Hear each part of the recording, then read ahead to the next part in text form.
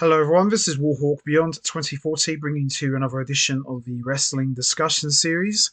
And August 25th, 2002 marks 21 years ago that Shawn Michaels made his shocking and triumphant return to the ring at SummerSlam after a 4-year absence. So this is part 2, where I am going to be talking about Shawn Michaels' entire second run from June 2002 to March 2010. And this is a follow up from part 1, where I talked about the success and failures of Shawn Michaels' run as a member of the NWO from June 2002 to July 2002. So, for today's edition, I am going to be talking about the success and failures of Shawn Michaels' return to the ring from August 2002 to March 2010. So, as we all know already, Shawn Michaels made his shocking return to WWE on Raw as a member of the NWO when he was introduced as the newest member of the faction by Kevin Nash. And as we all know, Kevin Nash tore his quad, X-Pac got released, Big Show was on his own, Shawn Michaels was on his own, and Vince McMahon pretty much declared that the NWO was dead. So Shawn Michaels was left with pretty much nothing to do. There was the angle of Shawn Michaels reaching out to Triple H and extending an offer for him to join the NWO. And as we all know, he threatened Triple H to join the NWO or else. The entire angle got completely canned and it's got changed to a situation where Shawn Michaels would try to convince Triple H to jump to Raw at Vengeance, where Triple H was in this situation where would he sign with Stephanie McMahon as part of SmackDown, or would he sign to Raw with Eric Bischoff?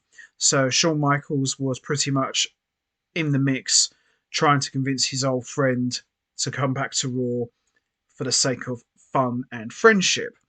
So Triple H told Stephanie to pretty much shove it, so to speak, and he jumped to Raw with Shawn Michaels, and it looked like that DX was going to get back together, and we saw Triple H and Shawn Michaels come out in the classic DX attire to the classic "Are You Ready" theme, and just when it looked like all was right with the world, Triple H shocked the entire world, turned heel, and pedigreed Shawn Michaels in the middle of the ring, thus bringing any chance of a DX reunion to a sad close. Now, anybody who's followed the history of Shawn Michaels and Triple H, this moment shouldn't have come as much of a surprise. Everybody should have seen this betrayal coming because we all know that Shawn Michaels and Triple H haven't always seen eye to eye on things. But at the same time, Triple H attacking his supposed best friend was still shocking, to say the very least. So this kicked off a very interesting angle because Triple H came out the following week, told everyone that Shawn Michaels refused to be his manager. That's why he pedigreed him. And we had this whole series of events where someone attacked Shawn Michaels in the parking lot, rammed his head in the car window, and it was revealed to be none other than Shawn Michaels. And Shawn Michaels pretty much challenged Triple H to a match at SummerSlam. Now, this was even more shocking because Shawn Michaels hadn't competed in the ring in over 4 years. And the last time that he competed in the ring was at WrestleMania 14 in the main event back in 1988 when he dropped the WWF title to Stone Cold Steve Austin. And as I mentioned previously, passed the torch to Austin to become the top guy. Now, Shawn Michaels, as we all know, sustained a broken back, hadn't competed in the ring in years. So it was a very interesting situation. What kind of shape is Shawn Michaels going to be in? Can he still go? Can he hang with Triple H, who at that point was considered to be the best in the business? Can Shawn Michaels hang with him? What kind of match was it going to be? There were so many questions, so many answers to give us. The match was made non-sanctioned, which in WWE terms means whatever happens in the ring, it's not their responsibility. So if Shawn Michaels died in the match, WWE don't take responsibility. So it was a very exciting time. I remember my best friend recorded SummerSlam. We watched the whole pay per view together. It was a great show, but the one match we were most looking forward to seeing was Shawn Michaels versus Triple H. Now, Shawn Michaels did not compete in his classic HBK attire. He came out in a t shirt, jeans, and cowboy boots. So essentially, saying that this was not going to be a wrestling match, this was going to be nothing more than a fist fight.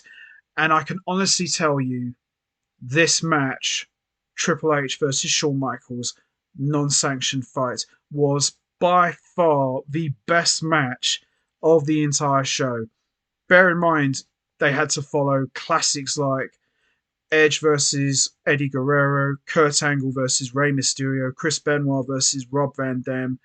You know, so many great matches on that card. But wow, Shawn Michaels looked like he hadn't left the ring. He looked like he just competed the day before. He looked so good. All of his classic moves, the kip up, sweet chin music, elbow drop off the top of the ladder, you name it, Shawn Michaels did everything and more you'd come to know him to be. And it was a fantastic match. And Shawn Michaels put on one of the greatest in ring performances of his entire life. Not just his career, but his entire life. He looked so good. And as I said, it was an unbelievable match. But we was led to believe that this was only going to be a one-time deal. Shawn Michaels even said it himself. This could be the last time that I ever compete in a wrestling ring. And I want to make sure that my son sees me wrestle for the first time. Boy, what a match. And you know something? I'm so glad it wasn't a one time deal because Shawn Michaels showed that he still had plenty of gas in the tank and he could still go. Now, however, Shawn Michaels did win the match. He got taken out with two sledgehammer shots to the back by Triple H. So it was clear that this rivalry was far from over. This wasn't just going to be a one and done thing. Shawn Michaels was gone for a couple of months. He would return after No Mercy on Raw and essentially cost Triple H a casket match against Kane. And he was added to the Elimination Chamber at Survivor Series, which was the first ever one of its kind. And Shawn Michaels did something that we never ever thought we would see again. He won the world title in Madison Square Garden. Match was incredible. Shawn Michaels again puts on another unbelievable performance, and it seemed like HBK was back. Not only was he back, he was the champion again. You know, it was just insane. But Shawn Michaels would drop the title back to Triple H the following month at Armageddon in a 2 out of 3 falls match. And that was it. Shawn Michaels never won the world title again. He went on record many times saying that he had no desire or interest in having another run with the world title. He was quite happy and content to let others take the spotlight. That right there tells you how much Shawn Michaels had changed, not just as a wrestler, but as a person, because the old Shawn Michaels back in the 90s, he would have taken it with both hands and wouldn't even care. But this Shawn Michaels, he was quite happy to put on good matches and make stars out of people. And I preferred that because I feel Shawn Michaels, although I would have loved to have seen him have another world title run, I enjoyed Shawn Michaels' second run, probably more than his first, because he had unbelievable matches, unbelievable feuds. I would still say that the feud with Triple H was one of his best, but there was a one feud that was probably even better than the one with Triple H, and that was with Chris Jericho. They had a dynamite match at WrestleMania 19, one of the best, if not the best match of the entire show. WrestleMania 19 was Shawn Michaels' first WrestleMania in, by that point, 5 years.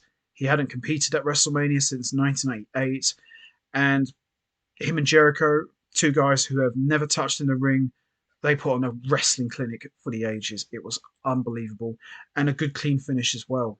And throughout most of Shawn Michaels' second run, he just put on unbelievable performances in the ring. Even at times where there were moments where he lost the match, people walked out of the arena and said, "Wow, did you see what Shawn Michaels did? That was unbelievable. What a performance." And around this time, Shawn Michaels was building himself up this epic reputation, as he would refer to himself as Mr. WrestleMania. So, what that meant was it wasn't just a title. Mr. WrestleMania meant that when you saw Shawn Michaels' name on the card, you knew you was getting the best match of the show. And boy, we didn't just get one best match of the show. We got loads for a number of years. I would say from 2003 to about 2010, Shawn Michaels had the best match of the show, as far as I'm concerned. Unbelievable. There was nobody better in the ring than Shawn Michaels. Now, in 2004, he was part of the triple threat match with Triple H and Chris Benoit for the world title. And even though Shawn Michaels didn't win that match, what a performance he put on. Fantastic. And, I have to mention this as well. His performance at Survivor Series 2003 was one of his greatest. It was Team Austin versus Team Bischoff. If Austin's team won, Austin would be able to attack any wrestler whenever he wanted without the physical provocation ruling. And if Bischoff's team won, then Austin was out of the job as co-GM of Raw. What a performance that was. Even when he was completely bloodied, Shawn Michaels still kicked ass. And wow, unbelievable performance. Now, fast forward to 2005.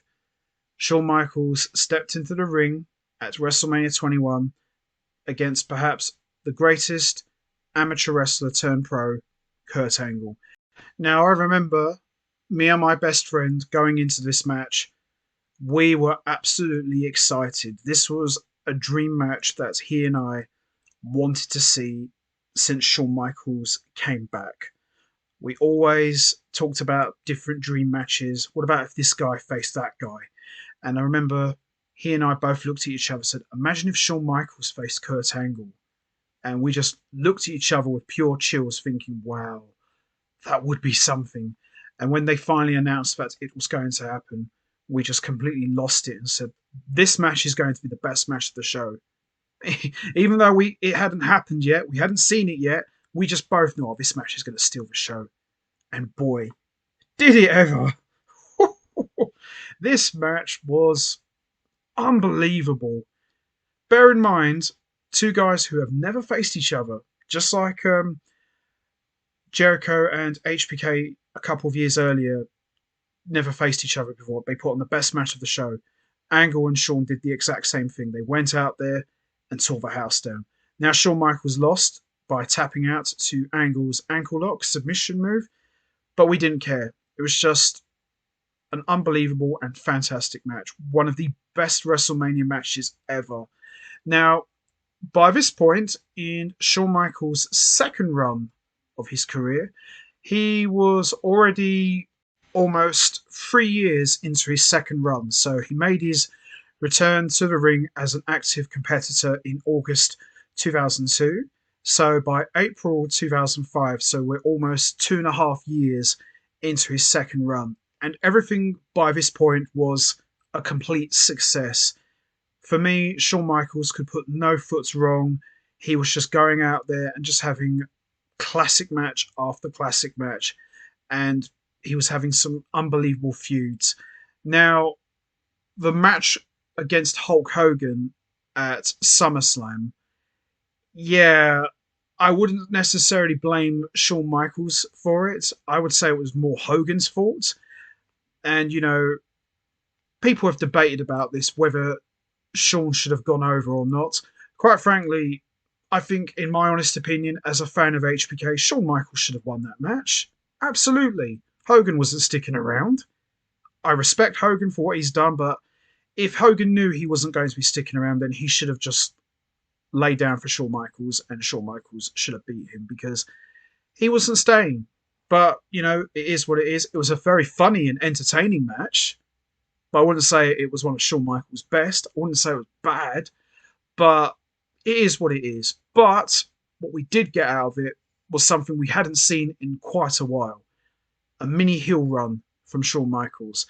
Now, this heel run lasted from July 2005 to August 2005. And even though it was only short, it was a lot of fun.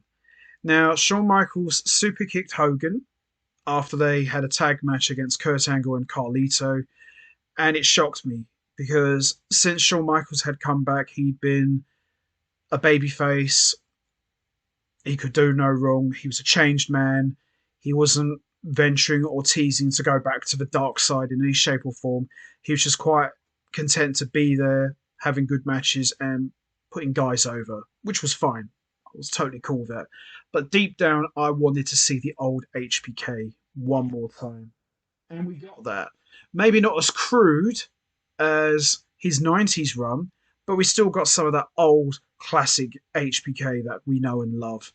And his best segment during his second run was when he impersonated Hulk Hogan. Now, he never impersonated any wrestlers in DX. That happened after he left DX when he went on to his 4-year hiatus. So seeing him on the Larry King show, dressed up as Hulk Hogan, coming out on the walker and saying brother, brother, brother all over again was just absolutely fun as hell.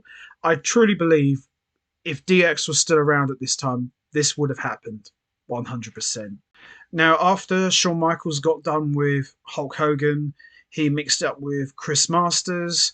He was part of Team Raw in that big angle against SmackDown, which paid off at Survivor Series.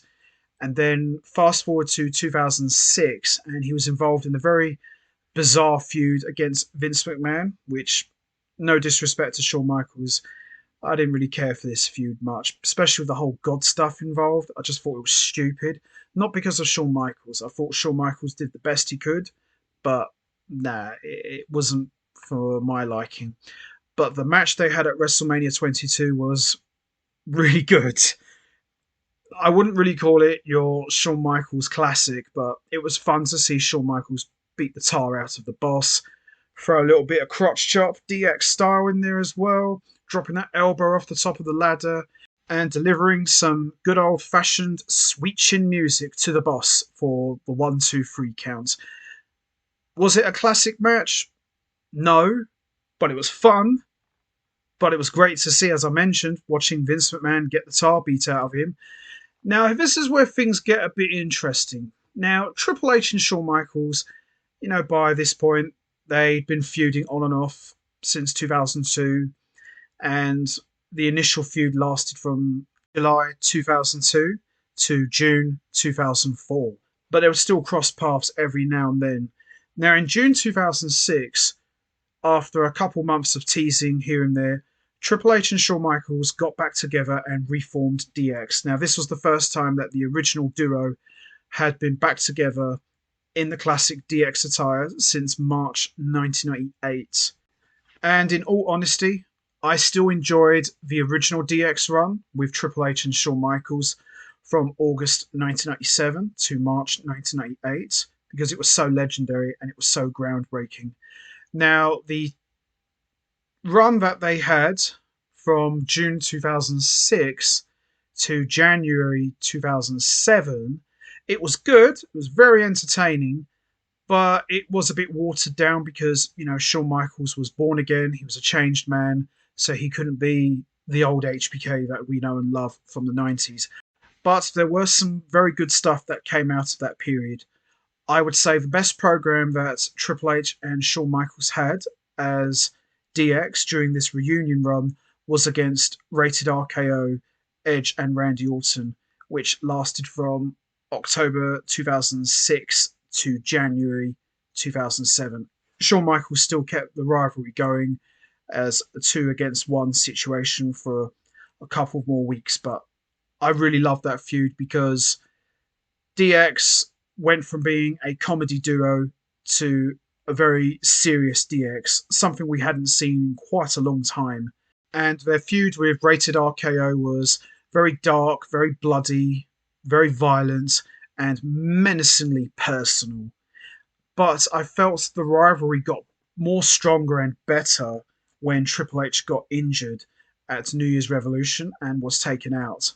No disrespect to Triple H, you never like to see anybody get hurt, but I felt that Edge and Orton benefited much more working with Shawn Michaels on his own because he made both of them look like not just monster heels, but he made them both look like killers. I thought he did a really good job making both of them look very, very strong.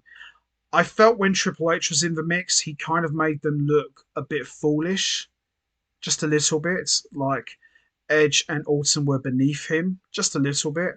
But when Shawn Michaels was on his own, and it was just those two, Shawn Michaels made Edge and Orton look like they belong in the ring with him. So I really enjoyed that a lot. Again, Shawn Michaels put on a epic performance at the Royal Rumble 2007 when it was down to him and Undertaker as the final two in their hometown of Texas, which was a little foreshadowing for what was to come a couple of years later, which I'll get into in a moment. But it was still fun. 7 minutes of pure epicness. Me and my best friend on the edge of our seats. We both wanted Undertaker to win, but we wouldn't have minded if Shawn Michaels won for a third time. Two of our favourite wrestlers of all time going at it in the Royal Rumble match. And JBL said it best. How long has it been since we've seen these two? Goosebumps. That's all I've got to say. Had a great match against John Cena in the main event at WrestleMania 23. Put on another killer performance at Backlash in a fatal four-way against John Cena, Edge, and Randy Orton. Took some time off after Randy Orton punted him.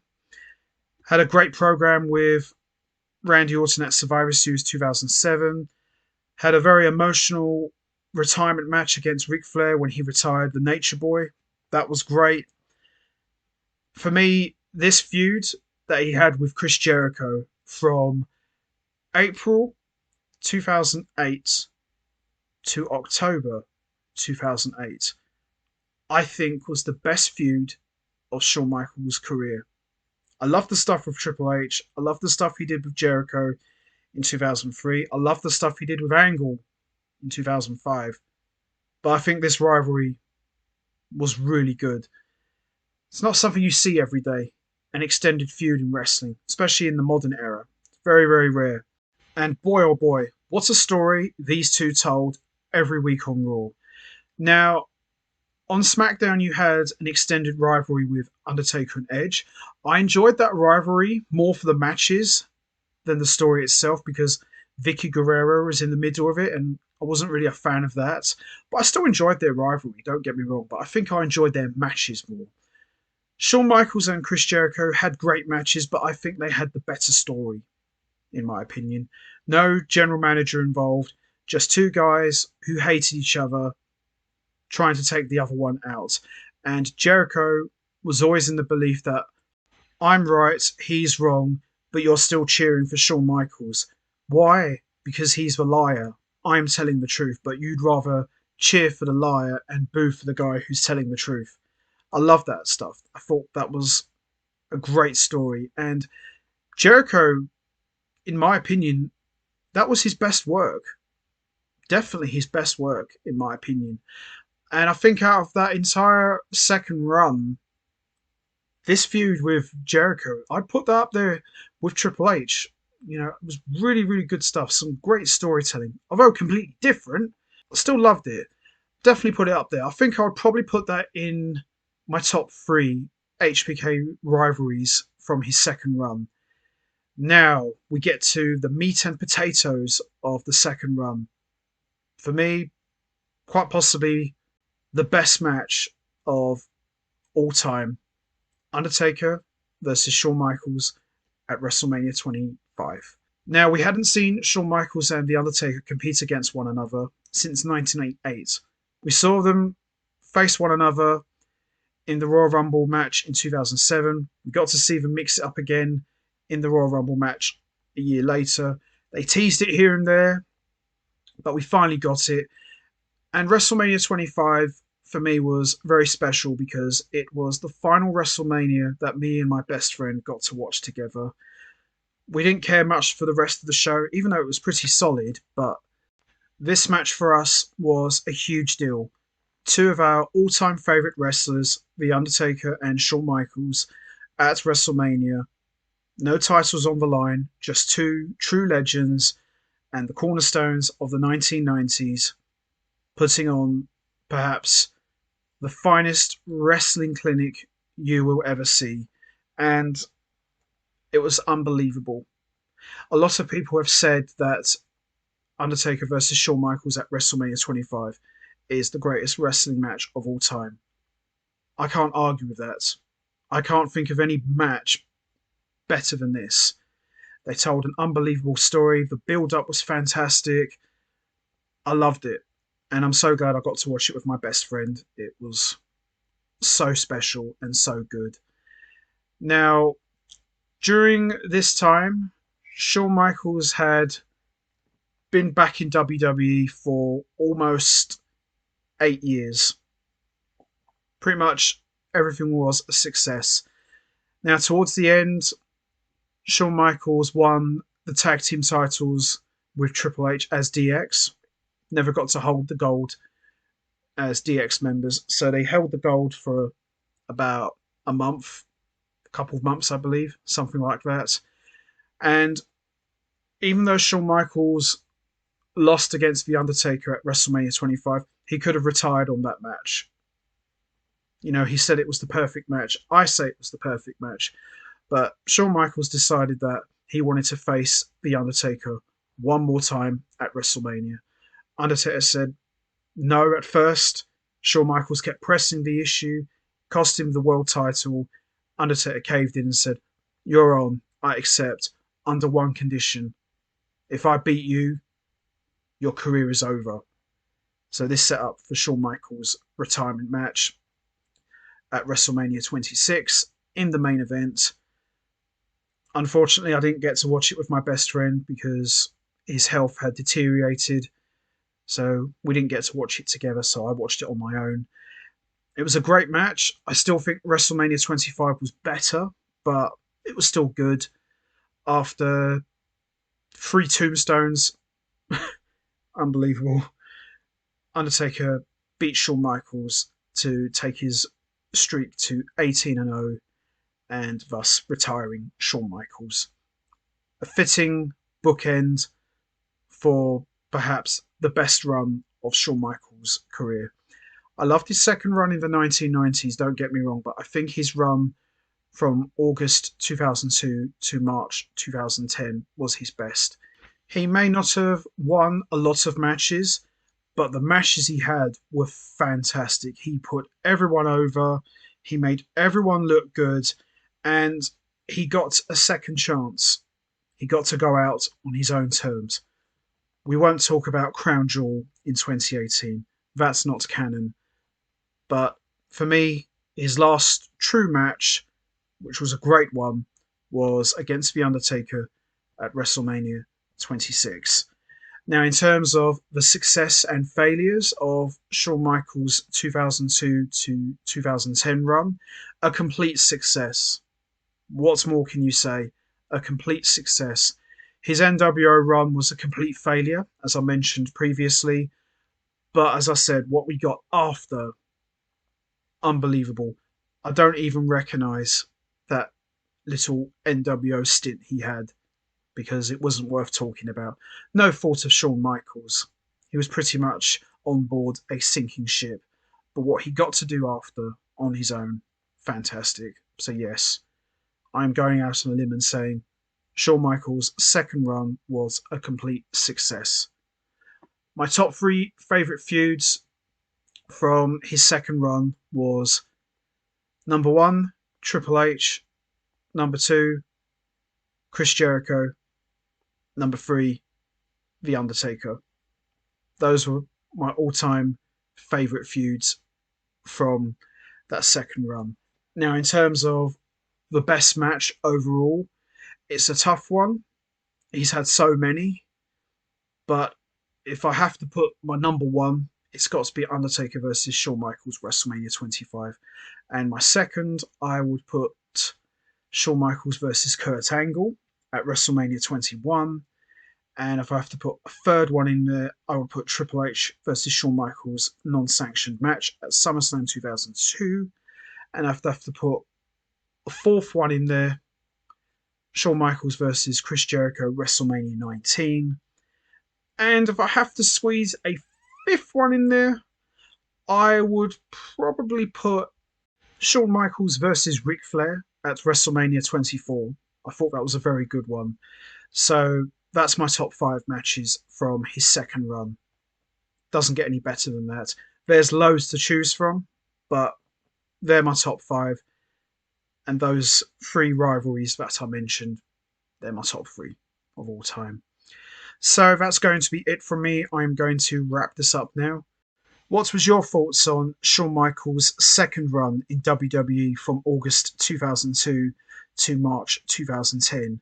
Did you enjoy it? What was your favourite moment during that time? What was your favourite match from his second run? Was it WrestleMania 25 against The Undertaker, WrestleMania 21 against Kurt Angle, WrestleMania 19 against Chris Jericho, WrestleMania 24 against Ric Flair, or SummerSlam 2002 against Triple H? What was your favourite feud from Shawn Michaels' second run? Was it against Triple H from July 2002 to June 2004? Or was it against Chris Jericho from April 2008 to October 2008? And how do you look at the second run of Shawn Michaels as a whole? Do you deem it as a complete success, or do you look at it as a complete failure? You know what to do, guys. Hit the like button, hit the subscribe button, leave your thoughts and comments down below, and I will see all of you next time for another edition of the Wrestling Discussion Series.